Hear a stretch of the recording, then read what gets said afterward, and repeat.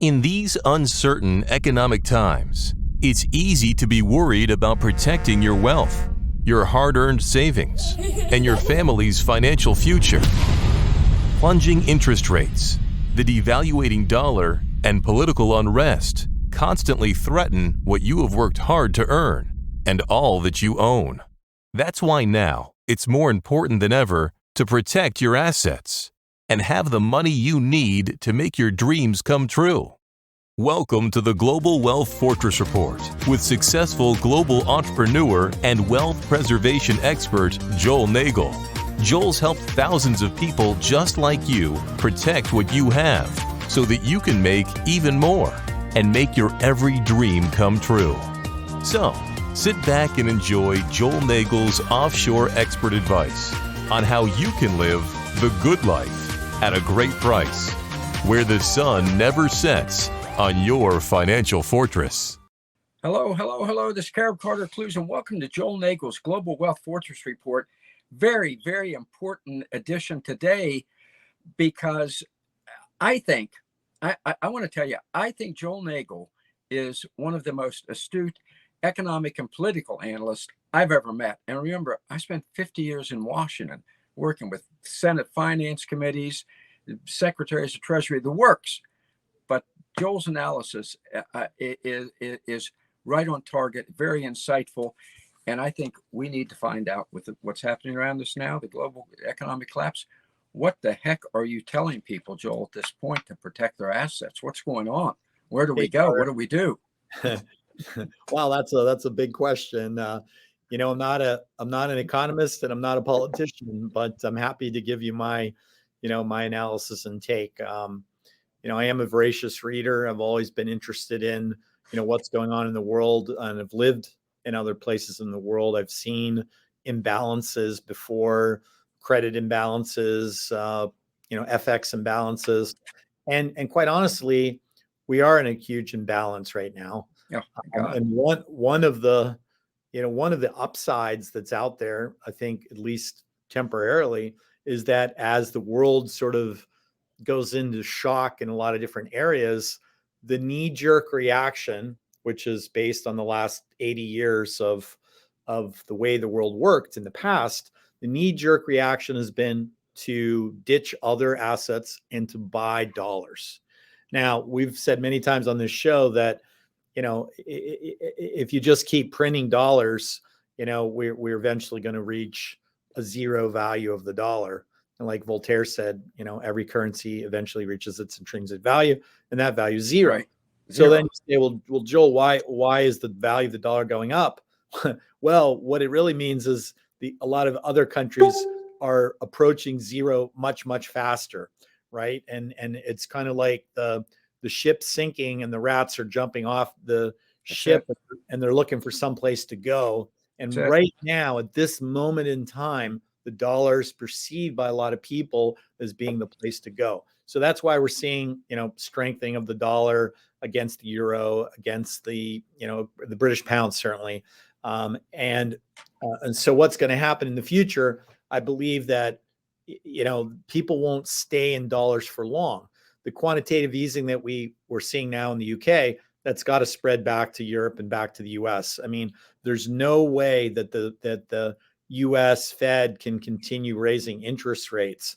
In fact, I think, they're already choking off all types of businesses.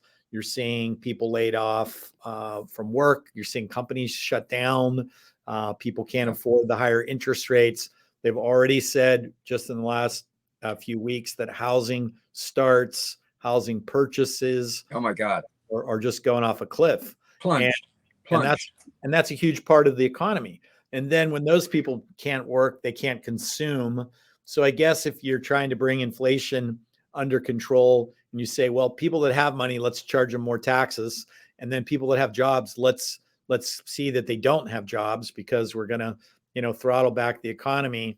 Yeah. That is a strategy. And I've seen that, people at the World Bank and IMF and the Fed, believe that is one way to slow down inflation. I mean, if fewer people have money and can spend money, that'll be a natural restraint on right.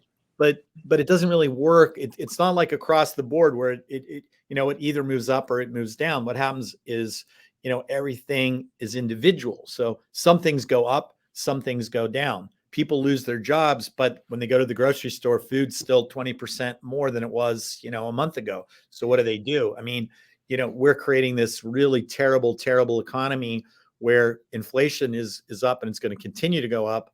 And at the same time, we're going to get whipsawed where people are unemployed and have less money to actually spend. And so, I mean, I've said it on this show a number of times. The biggest problem is that our elected leaders really don't understand economics. Nothing. There's certainly people at the Fed do, but they have their own vested interest. But elected politicians, when they say, "Oh, let's solve inflation by raising taxes, printing more money, giving $5 billion a month to the Ukraine." I think it was a year or two ago when they said $10 billion could end world hunger, right? And Right. that means 2 months of what we're giving Ukraine, we potentially could have solved world hunger. So the problem is you've got cooks in the kitchen. The meal is going terribly poorly, and they're just they're saying, well, let's throw in some spice here, let's throw in some salt there, let's see how we can fix it. But the whole kitchen's on fire, and there's really no way to really fix the meal. I mean, we're well, you nailed it, and the analogy is great, Joel. The cooks in the kitchen. You have a situation where the food is rancid, so they're trying to cover it with all sorts of flavorings. And it's just you're still getting a bad meal and a very destructive meal. And you mentioned the housing. The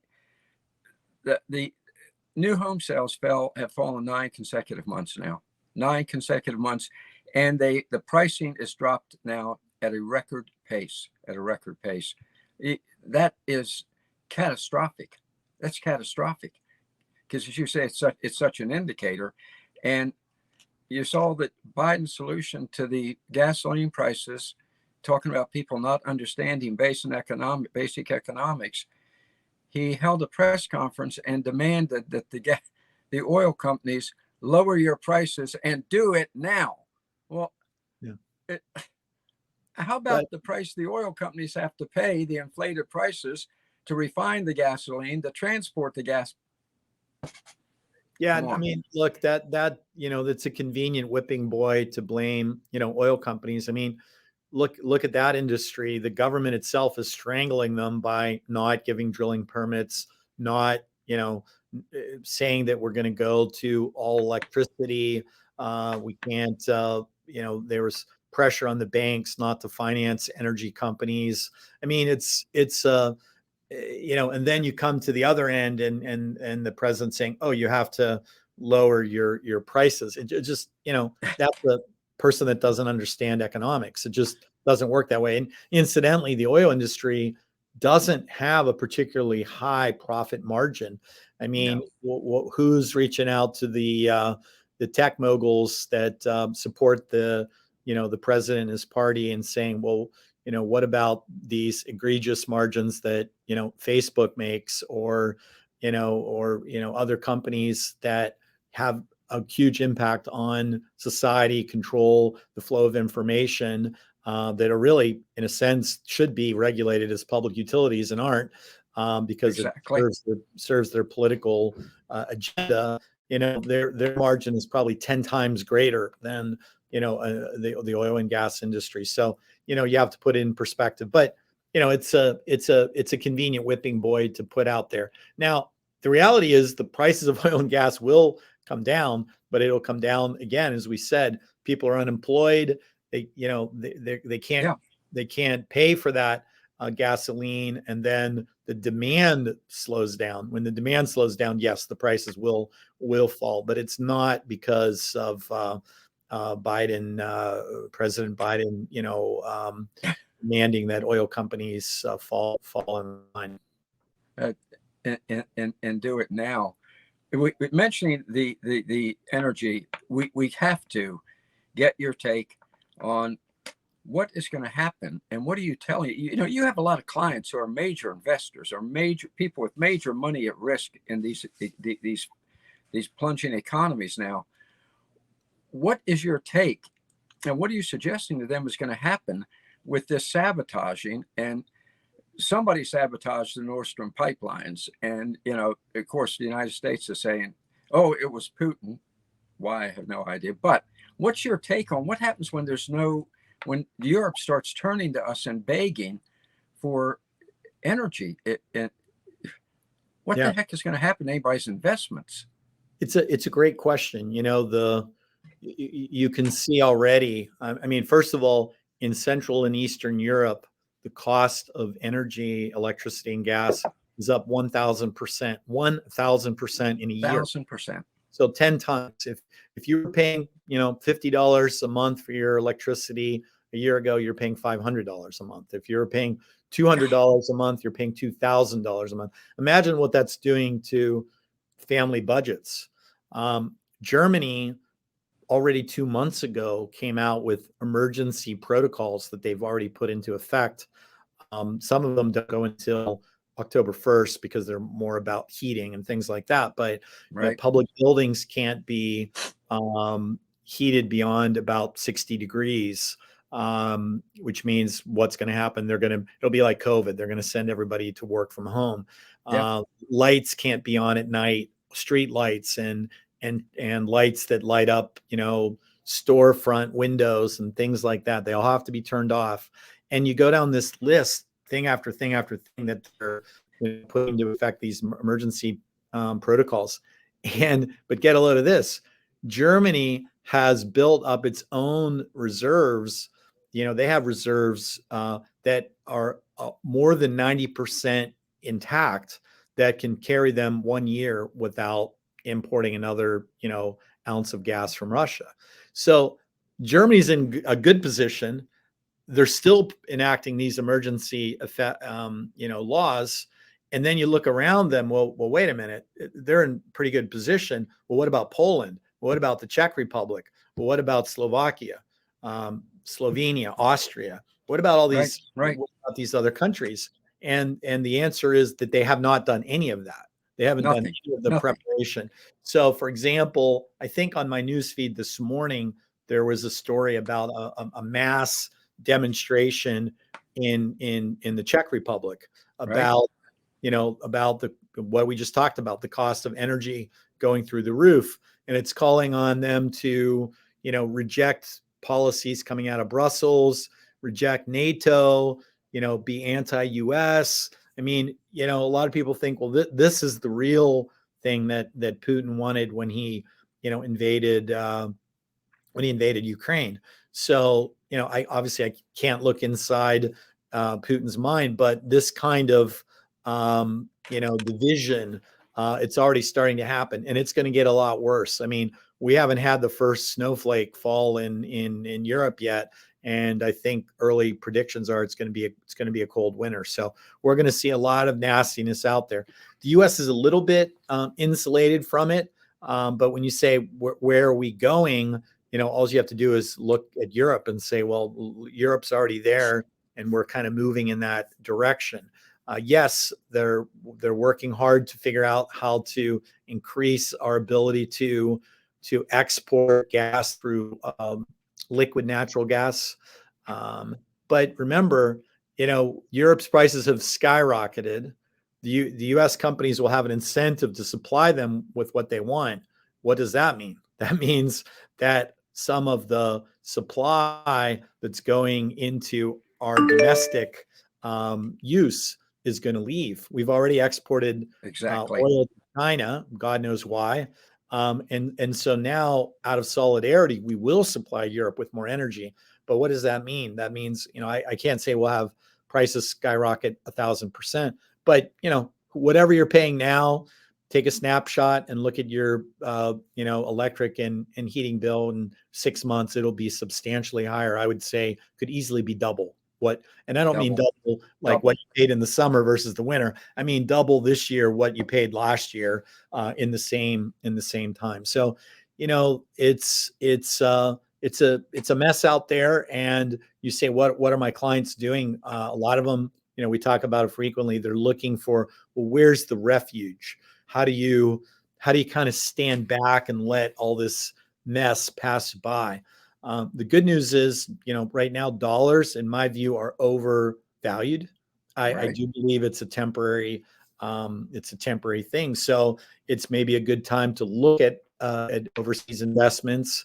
You know, Europe is pretty cheap right now. The UK is very cheap. You know, people are like, oh, you know, the Queen's dead and, you know, the British economy is going down the toilet, blah, blah, blah. Might all be true, but the UK is still the 5th largest economy in the world. And, you know, I don't think they're going to, you know, just roll up and die. So, you know, if you are looking at investing in different countries, I think that's one option. Gold, you know, that's obviously one of my favorites, and it's not because I'm a gold bug. It's because gold is something that governments cannot print. They can't manufacture it out of thin air, and people are running to the dollar, but you can't print the dollar out of thin air. So if I were a European, I might buy dollars in the short run to get out of a euro if I'm worried that it's, you know, going to get worse in Europe. The euro right now is at 95 cents. It's really the first time over 20 years that the euro's traded at a prolonged period of time below 1 to 1. So it's 1 euro equals US 95 cents. That could go lower. Seen reports that could go to 90 or even high 80s, which would take us all the way back to when the euro started. You know, so there's opportunities there. I think the cryptocurrencies, they've gone through a lot of, you know, volatility and gyrations. I believe that there's been a big shakeout, you know, with currencies that have collapsed, because just like stocks and anything else, you have winners and losers. But the big ones, you know, you're going to have volatility in something like Bitcoin, but it's not going to go away. And I think if you can stomach the volatility, you know, Bitcoin's another good place to put your money. Real estate, you know, I happen to think that, you know, if everybody says real estate's terrible and they're running for the hills and they're not, you know, not buying it, that's a good time to buy it. In my view, you know, real estate's something that you can't make more of. Of course, it's not a good time to buy real estate with leverage. My 3 sons are closing on their first house tomorrow. It's been in the works for about 6 months. And recently they came to me. They didn't need any help from dad. They didn't need any money from dad. They didn't need me to co-sign. They all work. My oldest son is a doctor, but he's a young doctor. He's a resident, so he doesn't make big money. But my other sons are working, but again, they're not making huge money. But together, they're buying a house. Well, you know, literally just in the last week, they came and said, "Dad, the bank." Even though we're putting up 20%, they're putting up 20% of the money for their first house that they saved and, you know, put together. They're saying the bank is concerned about falling property values, and they want, you know, about another $30,000 to either be paid against the mortgage right out front, or to put in like a separate escrow. And so, would you help us? And, you know, they worked really hard to get to this point.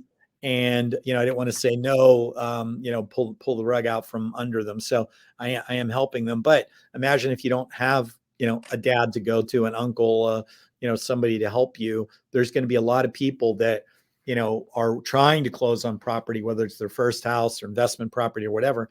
Now, all of a sudden, they're not going to be able to. The realtors won't make their commissions, the banks won't make their interest. So you can see it's going to have a ripple effect. And I believe the housing industry as a whole is one of the largest components of spending in the United States. So we are definitely in for rough times ahead, with inflation on the one hand, recession and unemployment on the other. I could easily see us ending up with a stagflation like we saw with Jimmy Carter in the 70s. I would say we're on that path right now. We're on that path now. I know you don't give investment advice, but you do give very sage asset protection advice. Warren Buffett is famous for having said, buy when there's blood in the water, even if it's your own. Okay. And that almost sounds like to me, in terms of asset protection, what you're saying on the housing market, as it, the finance it is a 20-year low, the sales are plummeting, that now to hedge your assets might be a good time to buy up some of these houses whose prices are plunging. What's your take on that? Well, yeah, I mean, it's sort of like trying to catch a falling knife, and you don't know really where the bottom is. I do think if you're savvy, there are opportunities in the U.S. But remember, we've had this huge bubble. Like, for example, I was in South Florida earlier in the early part of this year, and they told me the prices were up, about 200% in the Incredible. previous year. So, you have properties that went, from $1 million to 3 million, and now they might, back off that. There's still bubble pricing in most U.S. markets. I've seen like the most expensive cities like New York, San Francisco, probably a combination of bad government, excessive government, excessive taxes, the whole COVID lockdowns, were causing people to leave. So those property values are going down, but there's still some of the most expensive property values that are out there. For most viewers, I would say that you probably have a better bet looking at reasonably priced real estate outside the country. And of course, I'm involved with the real estate development company, and it's operates in Central America, Latin America, and now also Portugal. Yeah. In Europe with ECI development. And we've really focused on markets where it's not only a reasonable cost of living to buy, where we haven't experienced a lot of this bubble, although, costs have gone up there anywhere else, like glass and steel and concrete, the component costs have gone up. But as a whole, the cost of real estate's lower, the cost of living is lower, right? So it's not just about, well, hey, this house in Belize costs $200,000 and it costs $200,000 in South Florida. First of all, in Belize, you'd get a house, 10 times bigger and better for the same price. But even if you compared and it was apples and apples, the sales price will just be the beginning, right? Because now you're going to live there. Now, well, what are your taxes? In Florida, the property taxes are astronomical. In Belize, they're almost nothing. What's the cost of food? In Florida, it's really high. In Belize, it's really low, particularly the food that's produced locally. Right. In Belize, all the food is organic, whereas in the U.S., like you have to go to places that sell organic food, like Whole Foods and places like that, which means you even pay more. Right? I mean, you're not paying $6 a pound for chicken. You're paying $18 a pound for chicken when you go to Whole Foods, but in Belize, maybe there have been some price increases from $1.50 to $1.70. So you see, you're starting at a lower point. Your costs are lower. If you want to have a maid, if you want to have a cook, a driver, those types of things, you would have to be multi-millionaire in the U.S. to even contemplate that. But in Latin America, that's not the case. I mean, a full-time maid, live-in maid, if you want, in Nicaragua, is about $150 a month. So what does that mean? That means, you don't cook for yourself, clean for yourself, do your own laundry. You don't do any of that. And that costs you $150 a month. But you're also giving somebody a job who's supporting, kids and, maybe elderly parents or whatever. So you're doing good in the world. Your cost of living is lower. Your quality of life is higher. I think that's the thing that a lot of people don't realize. They think, oh, well, we have the best quality of life in America. But, if you say that and you've never traveled, you're saying it from a very ignorant standpoint. I mean, I've traveled all over the world, and, it depends on what you want. If you want a big, first world city that's beautiful, you don't have to worry about crime, and you don't have to worry about litter, graffiti, homeless people, where you have arts and museum and every good restaurant, That's not in the US. That's called Singapore. That's the definition of Singapore, right? And, and if you want, a high quality of life in a pleasant climate and to be able to, not worry about your finances, even if you don't have millions of dollars, you're middle class or you're on Social Security or a pensioner, whatever, that's called Central America, folks. I mean, you're on a plane, you go to Central America. So, that's how you can individually sort of combat and resist, what's happening in the world. Prices will rise in those places too. But at the moment, you have a little bump because dollar's strong and vis-a-vis these other countries. And the cost of, like in Belize, again, going back to that example, they don't know what a heating bill is. No, right? no. So where we live, we're getting ready for some big heating bills this winter, even without 1,000% increase in the bill. But you're going to be like bracing. Well, what's the January, February? What's my heating bill going to be? Well, that doesn't exist in Belize. So you can live a higher quality of life. I think, isn't that one of your shows, the higher quality of life for less? Oh yeah. And the good life. Yeah, the good life at a great price. Yeah, exactly. Yeah. So yeah, that's what, and even some of my clients that are extremely, extremely wealthy, they could live anywhere.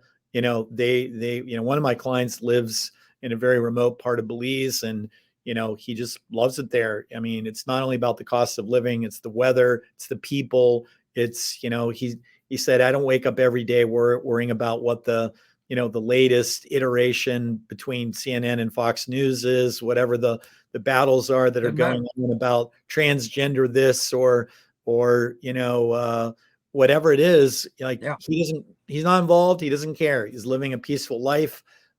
He knows I have a home in Austria, and he jokingly told me he was going to send me sunscreen with 10,000 SPF because he's worried about me living over there. And it's true. I mean, if that kind of radioactive leak or heaven forbid nuclear war breaks out, again, where would you rather be? In a big city in Europe, the US, certainly not Russia, or would you rather be in, the jungles of Belize? I think you can imagine that that's also a safer place.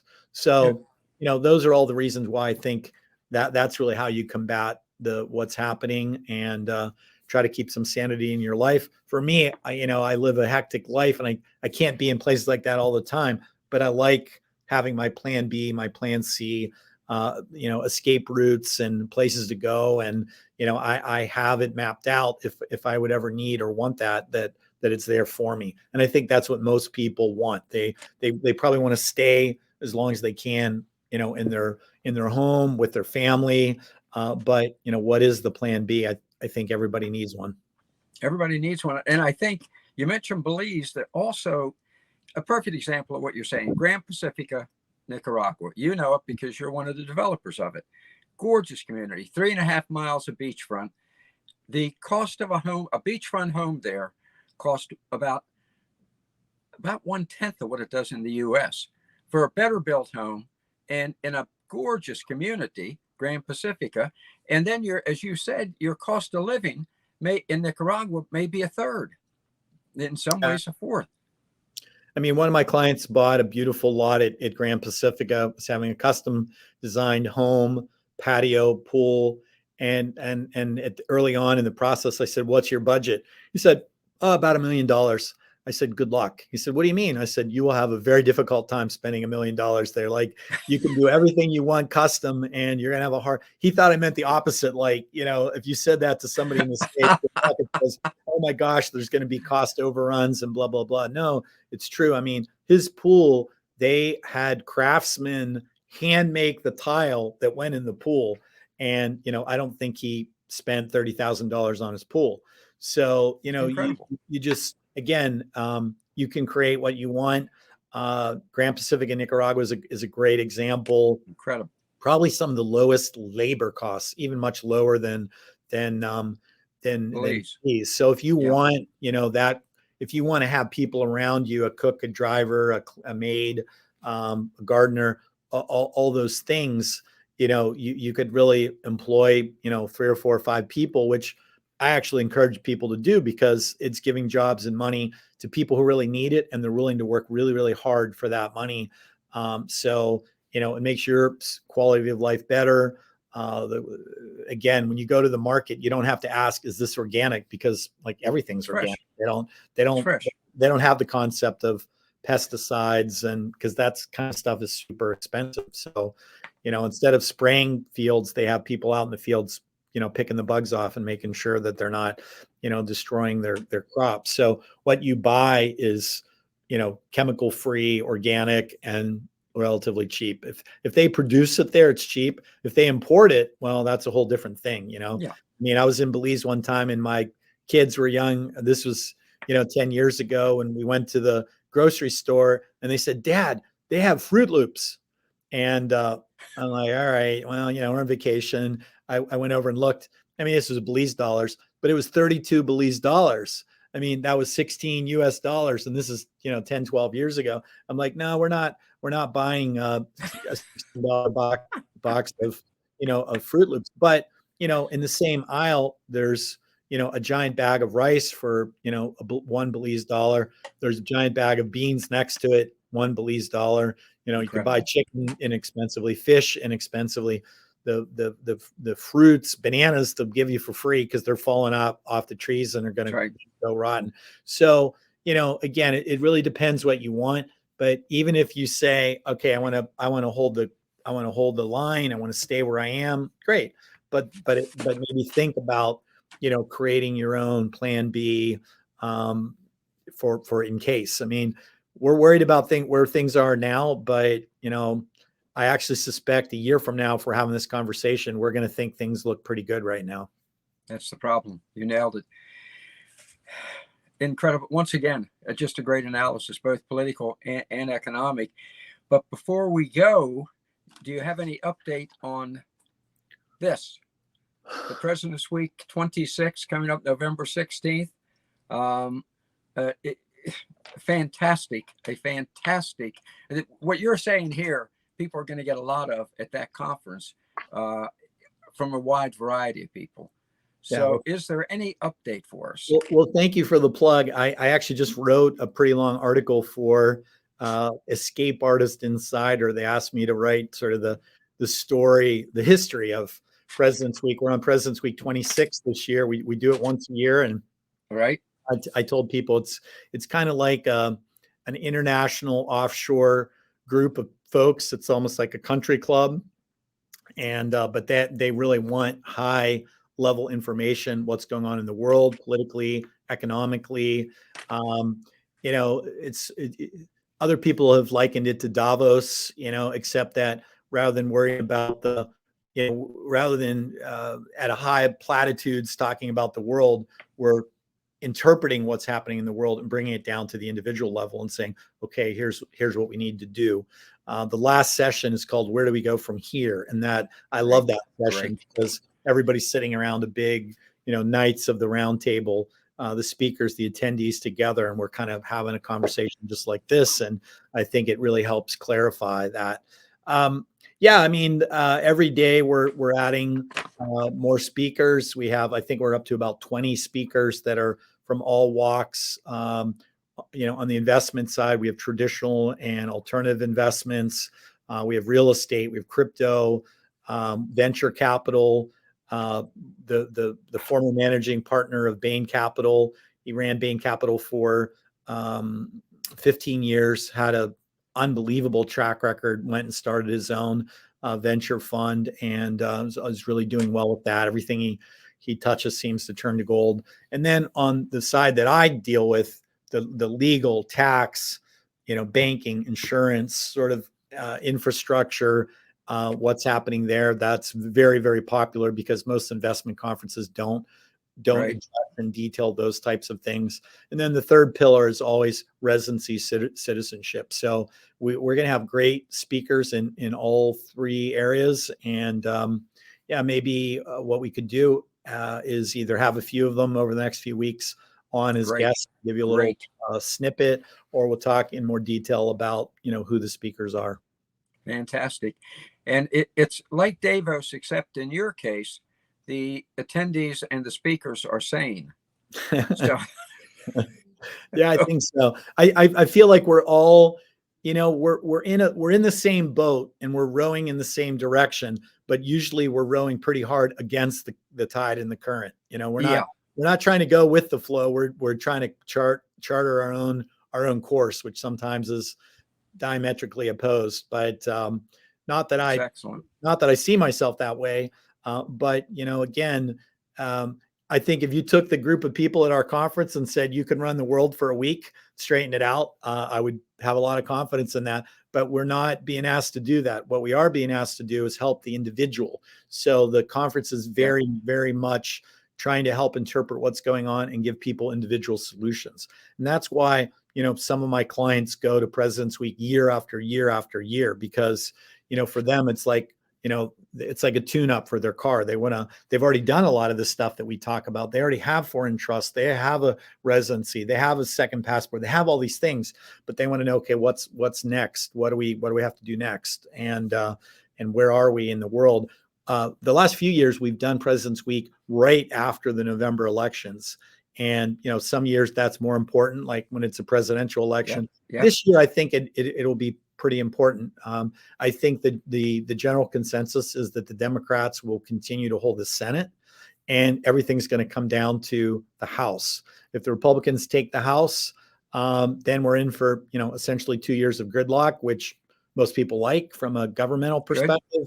Good. If the Democrats take the House, I think we'll have a completely different mood, completely different discussions, because then you're going to see more, you know, change from the top down federal level, and most people won't think that change is particularly good or beneficial for them. So again, it's trying to protect themselves and hedge a little bit against that. So I love having the event right now, because we're sort of the first people out there trying to read the tea leaves and help people from that point forward.